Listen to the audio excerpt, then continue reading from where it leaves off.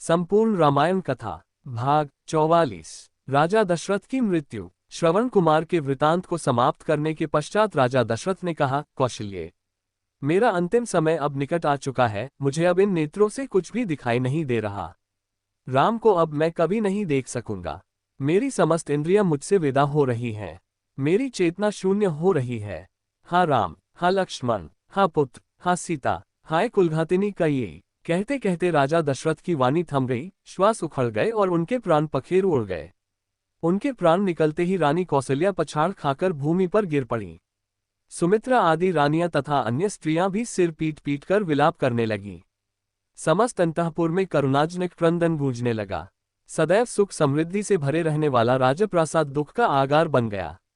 चैतन्य होने पर कौसल्या ने अपने पति का मस्तिष्क अपनी जंघाओं पर रख लिया और विलाप करते हुए बोली, हा दुष्ट कैकेयी, तेरी कामना पूरी हुई। अब तू सुखपूर्वक राज्य सुख को भोग। पुत्र से तो मैं पहले ही विलग कर दी गई थी, आज पति से भी वियोग हो गया। अब मेरे लिए जीवित रहने का कोई अर्थ नहीं रहा। कैकेयी की राजकुमारी ने आज कौशल का नाश कर दिया है। मेरे पुत्र और पुत्रवधू अनाथों की भांति वनों में भटक रहे हैं। अयोध्यापति तो हम सबको छोड़कर चले गए, अब मिथिलापति भी सीता के दुख से दुखी होकर अधिक दिन जीवित नहीं रह पाएंगे। हाँ कैकेयी, तूने दो कुलों का नाश कर दिया। कौसल्या महाराज दशरथ के शरीर से लिपटकर फिर मूर्छित हो गई। प्रातःकाल होने पर रोते हुए मंत्रियों ने राजा के शरीर को तेल के कुंड में रख दिया। राम के वियोग से पूर्व में ही पीड़ित अयोध्यावासियों को महाराज की मृत्यु के समाचार ने और भी दुखी बना दिया।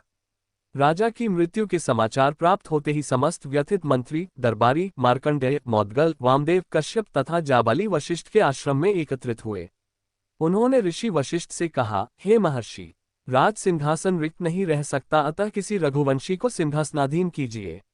शीघ्रातिशीघ्र अयोध्या के सिंहासन को सुरक्षित रखने का प्रबंध कीजिए, अन्यथा किसी शत्रु राजा के मन में अयोध्या पर आक्रमण करने का विचार उठ सकता है। वशिष्ठ जी ने कहा, आप लोगों का कथन सत्य है।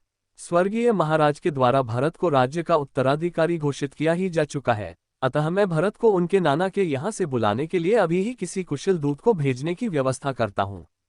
तत्काल राजगुरु वशिष्ठ ने सिद्धार्थ, विजय, जयंत तथा अशोकनंदन नामक चतुर्दूतों को बुलवा कर आज्ञा दी कि शीघ्र कैकेयी जाओ और मेरा ये संदेश भरत और शत्रुघ्न को दो कि तुम्हें अत्यंत आवश्यक कार्य से अभी अयोध्या बुलाया है।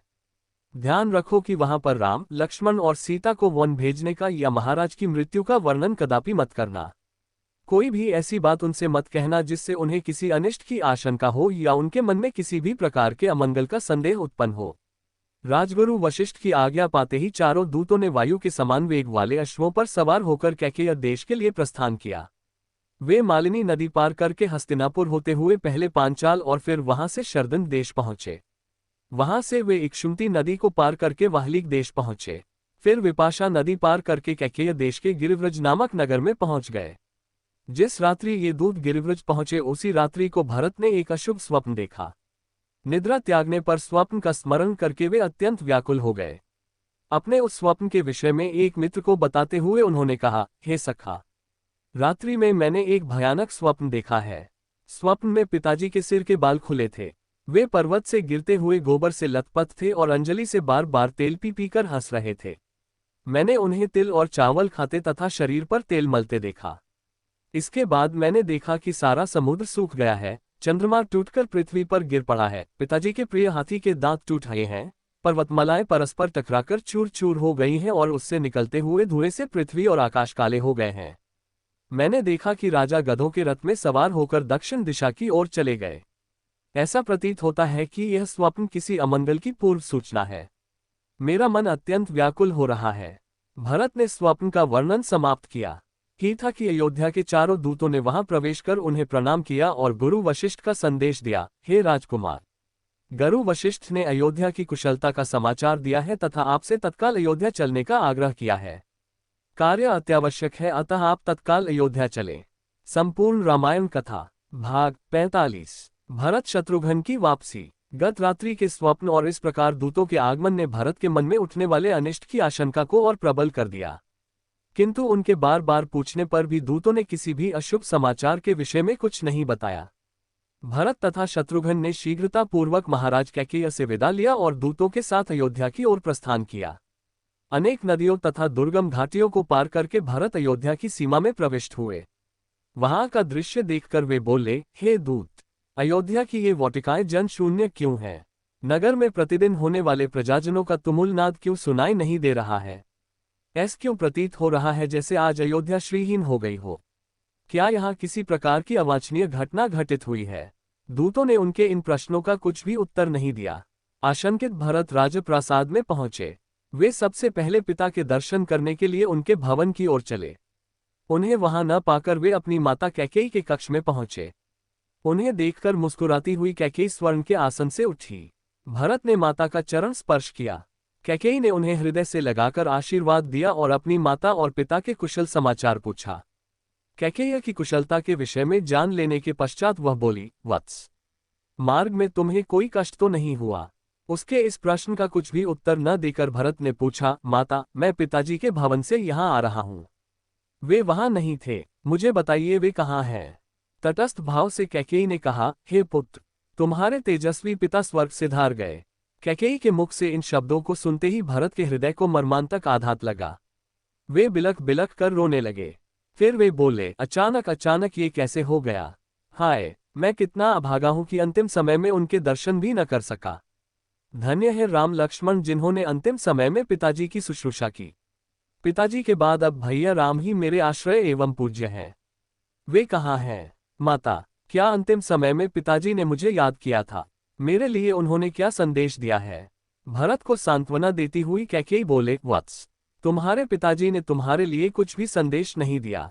5 दिवस और 5 रात्रि तक वे हा राम, हा लक्ष्मण, हा सीता कहकर विलाप करते रहे और विलाप करते करते ही परलोक से धार गए।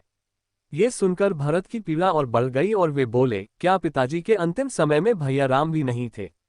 क्या पिताजी को उनके वियोग में प्राण त्यागने पड़े? वे कहाँ चले गए थे?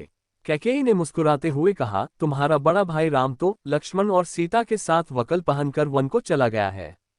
मैं तुम्हें पूरी बात से अवगत कराती हूँ। तुम्हारे पिता ने राम के अभिषेक का निश्चय किया था। राम के अभिषेक की बात सुनकर मैंने महाराज से 2 वर मांग लिए। प्रथम वर से तुम्हारे लिए अयोध्या का राज्य मांगा और द्वितीय वर से राम के लिए 14 वर्ष का वनवास। राम के साथ सीता और लक्ष्मण भी स्वयं अपनी इच्छा से चले गए। उनके चले जाने पर तुम्हारे पिता विलाप करते करते मृत्यु को प्राप्त हो गए। अब ये राज्य अब तुम्हारा है, अतः शोक को त्याग दो और निष्कंटक राज्य करो। तुम्हारे विरुद्ध विद्रोह करने वाला अब इस नगर में कोई भी नहीं रह गया है।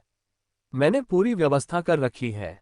तुम गुरु वशिष्ठ और मंत्रियों को बुलाओ और अपना राज्य तिलक करवाओ।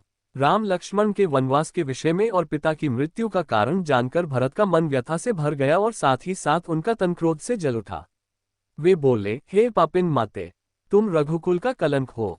मेरे भाइयों के वनवास और पिता की मृत्यु का कारण तुम्हारी दुष्टता ही है। तुम रघुकुल का नाश करने वाली नागिन हो। हे जड़बुद्धि, तुमने राम को वन क्यों भेजा? मुझे तो प्रतीत होता है कि पिताजी की भांति माता कौशल्या और माता सुमित्रा भी पति और पुत्र वियोग में अपने प्राण त्याग देंगी। राम भैया तो तुम्हारा मुझसे भी अधिक सम्मान करते थे। माता कौशल्या तुम्हारे साथ सहोदर भगिनी जैसा व्यवहार करती थी। फिर तुमने इतना बड़ा अन्याय क्यों किया? हे पाषाण हृदय माता, जिन भाइयों और भाभी ने कभी दुख नहीं देखा उन्हें इतना कठोर दंड देकर तुम्हें क्या मिल गया? भैया राम के वियोग में मैं पल भर भी नहीं रह सकता। क्या तुम इतना भी नहीं जानती कि सद्गुणों में मैं राम के चरणों की धूलि के बराबर भी नहीं हूं? तुमने मेरे मस्तक पर बहुत बड़ा कलंक लगा दिया।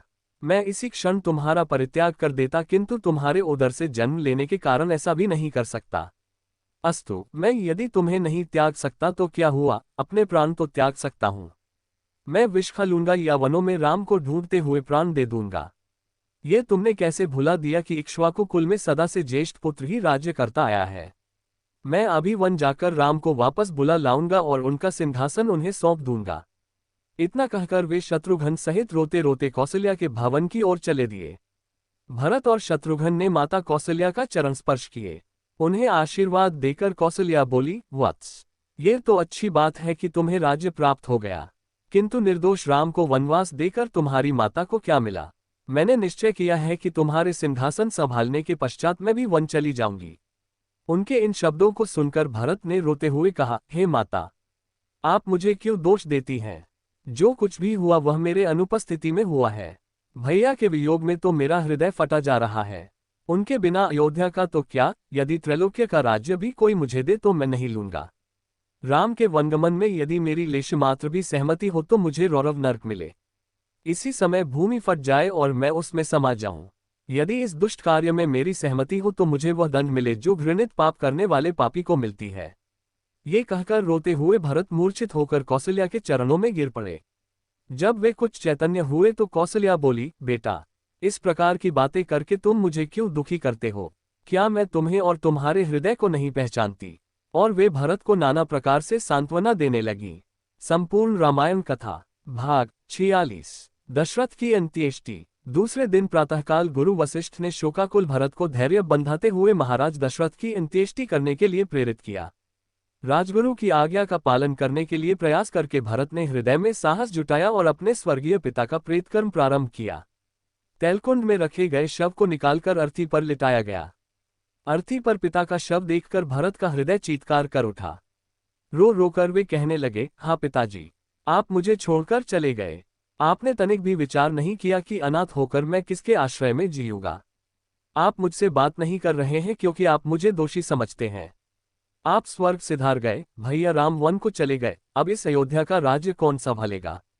भरत को इस प्रकार विलाप करते हुए देख महर्षि वशिष्ठ ने कहा, वत्स, अब शोक त्याग कर महाराज का प्रेतकर्म आरंभ करो। उनके ऐसा आदेश देने पर भरत ने अर्थी को रत्नों से सुसज्जित कर ऋत्विज पुरोहितों तथा आचार्यों के निर्देशानुसार अग्निहोत्र किया। भरत, शत्रुघ्न और वरिष्ठ मंत्रीगण अर्थी को कंधे पर उठाकर शमशान की ओर चले। रोती बिलखती प्रजा भी शवयात्रा में पीछे पीछे चलने लगी। अर्थी के आगे निर्धनों के लिए सोना, चांदी, रत्न आदि लुटाए जा रहे थे। सरयू तट पर चंदन, गुग्गुल आदि से चिता बनाया गया और शव को उस पर लिटाया गया।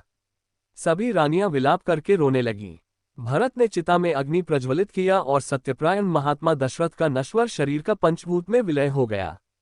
13वें दिन जब भरत अपने पिता के अंतिम संस्कार से निवृत्त हुए तो मंत्रियों ने उनसे निवेदन करते हुए कहा, हे रघुकुल भूषण, दिवंगत महाराज आपको राजा बना गए हैं, इसलिए अब आप न्यायपूर्वक हमारे राजा हैं।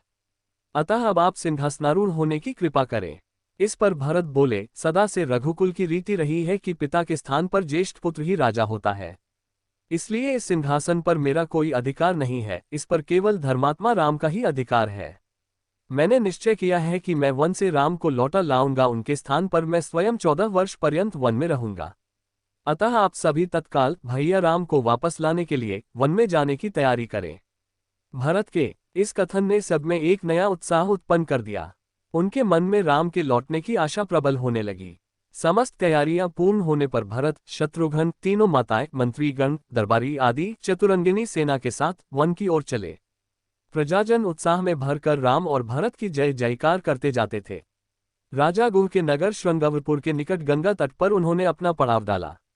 विशाल सेना के साथ भरत के आने का समाचार निषादराज गुह तक भी पहुंचा। उन्होंने अपने सेनापतियों को बुलाकर कहा, सेनापतियों, आप लोगों को अच्छी प्रकार से विदित है कि रामचंद्र हमारे मित्र हैं। हमें ज्ञात नहीं है कि भरत किस उद्देश्य से सेना लेकर आए हैं। अतः अपनी सेना को तुम लोग सतर्क करके इधर उधर छिपा दो। 500 नावों में 100 अस्त्र शस्त्रधारी सैनिक भी तैयार रहें। यदि भरत राम के पास निष्कपट भाव से जाना चाहे तो जाने दो, अन्यथा उन सबको मार्ग में ही मृत्यु के मुख में पहुंचा दो। इस प्रकार से सेनापतियों को सावधान करने के पश्चात वे स्वागत की सामग्री ले भरत के पास पहुंचे और बोले, हे राघव, बिना किसी पूर्व सूचना के आपके यहाँ पहुंच जाने के कारण मैं आपके यथोचित सत्कार व्यवस्था नहीं कर पाया। मैं इसके लिए क्षमा प्रार्थी हूँ। आपसे निवेदन है कि रात्रि विश्राम यहीं करें और हमारा रूखा सूखा भोजन स्वीकार कर करके हमें धन्य करें। गो के प्रेमयुक्त वचनों को सुनकर भरत ने कहा, हे निषादराज, मैं ऋषि भरद्वाज के आश्रम में जाना चाहता हूं क्योंकि भैया राम वहीं गए हैं। आपकी मुझ पर बड़ी कृपा होगी यदि आप मुझे कुछ पथ प्रदर्शक प्रदान करें। निषादराज बोले, प्रभु आप चिंता न करें, मैं और मेरे सैनिक आपका पथ प्रदर्शन करेंगे, किंतु आप इतनी विशाल सेना को साथ लेकर रामचंद्र के पास क्यों जा रहे हैं? निषाद के हृदय की शंका का अनुमान कर भरत बोले, निषादराज, मैं भैया राम को वन से लौटाकर उनका राज्य उन्हें सौंपना चाहता हूं क्योंकि वे मेरे बड़े भाई और पिता के तुल्य हैं। मेरे इस कार्य के लिए मेरी माताएं और मंत्री आदि भी मेरा साथ दे रहे हैं। भरत के वचन सुनकर गोह को संतोष हुआ। समस्त जनों सहित भरत ने वहीं रात्रि विश्राम किया।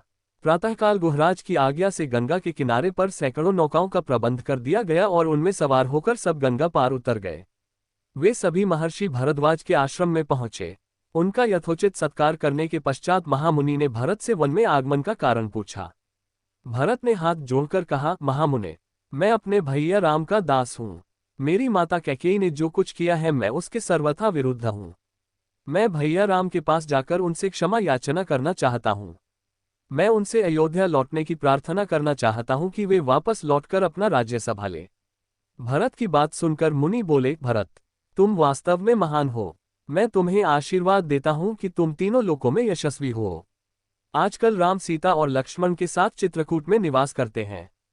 तुम कल प्रातः वहां चले जाना। आज की रात्रि यहीं विश्राम करो। प्रातःकाल जब चित्रकूट जाने के लिए भरत मुनि भरद्वाज से अनुमति लेने पहुंचे तो उन्होंने भरत को समझाते हुए कहा, भरत, तुम अपनी माता के प्रति दुराग्रह न रखना, इसमें उनका कोई दोष नहीं है। कैकेयी द्वारा किए गए कार्य में परमात्मा की प्रेरणा है ताकि वन में असुरों और राक्षसों का राम के हाथों विनाश हो सके। भरत अपनी माताओं एवं समस्त साथियों के साथ महर्षि से विदा लेकर चले और मंदाकिनी के तट पर पहुंचे। वहां ठहरकर भरत ने मंत्रियों से कहा, प्रतीत होता है कि भैया की कुटिया यहाँ कहीं निकट ही है। सेना को साथ लेकर आगे जाने से यहाँ बसे हुए आश्रमवासियों की शांति और तपस्या में बाधा पड़ेगी। इसलिए आगे मैं सेना के साथ नहीं जाना चाहता। अतः तुम गुप्तचरों को भेजकर राम की कुटिया का पता लगवाओ। मंत्रियों की आज्ञा पाकर चतुर गुप्तचर इस कार्य के लिए चल पड़े।